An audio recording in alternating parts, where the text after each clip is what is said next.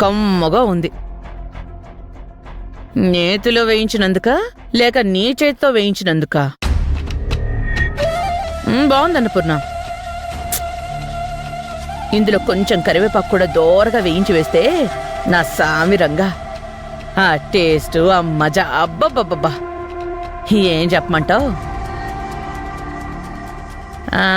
నన్ను పెట్టమంటావా? వద్దమ్మా, మా రేంజు జీడిపప్పులు తినే రేంజ్ కాదు. అందుకే పెడతానంటున్నాను. అయినా వద్దులే, ఒకసారి టేస్ట్ చూశాక మళ్ళీ నువ్వు అలవాటు పడి తినాలి తినాలి అని మనసు గుంజిందనుకో, డబ్బాలో డబ్బులుండవు. నేను వెళ్తాను మనమ్మగారు. ఇంటికైనా వెళ్ళు. అమ్మో, నువ్వు నీ చిన్నది వెళ్తుంటే నీ కూతురు నా కొడుకు అడ్డుపడి మళ్ళీ లోపలికి తీసుకొచ్చారు. ఈ రావడాలు పోవడాలు ఎందుకులే గాని నేనే సర్దుకుంటాను. నువ్వేం వెళ్ళకలే. నేను లోపలికి వెళ్తానంటున్నానమ్మా. లోపలికా? ఈ కొంపలోంచి శాశ్వతంగా వెళ్ళిపోతావేమో అనుకున్నాను. సర్లే గాని రా, రా, కాసేపు కూర్చో, మాట్లాడుకుందాం. పర్లేదు, చెప్పండి. నించుంటే బాగుండదు అన్నపూర్ణ. మళ్ళీ మా అమ్మకి విలువ ఇవ్వలేదా అని మీ పెద్ద కూతురు ఫీల్ అయిపోతుందమ్మా.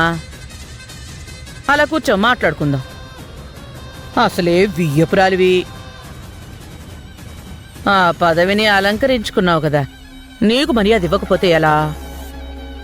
ఇప్పుడు అవమానించడానికి మీరు రెడీ అయ్యారని అర్థమవుతూనే ఉంది. నీ చిన్న కూతురికేమో పెళ్ళిడొచ్చింది. పెళ్లి సంబంధాలేమీ చూడడం లేదా? తనింకా చదువుకుంటుంది కదమ్మా. పెళ్ళయిన తర్వాత కూడా చదువుకోవచ్చు కదా. ఏం లేదు, నాకు తెలిసిన మంచి సంబంధం ఉంది, మాట్లాడమంటావా? అది అబ్బాయి మంచివాడు, చూడ్డానికి బాగుంటాడు, కార్ డ్రైవర్గా పనిచేస్తున్నాడు. నెలకి 20,000 జీతం అట. ఒకవేళ దానికి పెళ్ళైందనుకో, వేరే ఎక్కడో ఉండక్కర్లేదు, మా అవుట్ హౌస్లోనే ఉండొచ్చు. ఇప్పటికే మేము మీకు భారంగా ఉంటున్నాము. దాని పెళ్ళయ్యాక కూడా మీకు ఇంకా భారంగా ఉండటం నాకిష్టం లేదమ్మా. అయ్యో, భారం అనుకుంటే మనం బంధువులు ఎలా అవుతాం చెప్పు?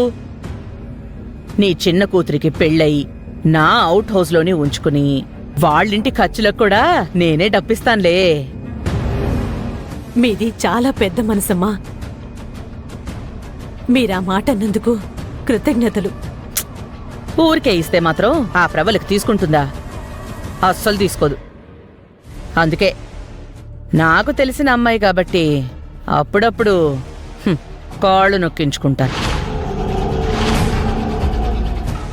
మణమ్మగారు, అంటే అలా చెయ్యకపోతే ఊరికే డబ్బులు ఇచ్చావనుకో, ఆ అమ్మాయి ఆత్మగౌరవానికి భంగం కలుగుతుంది కదా.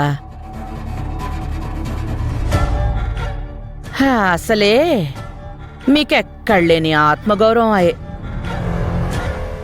తినడానికి లేకపోయినా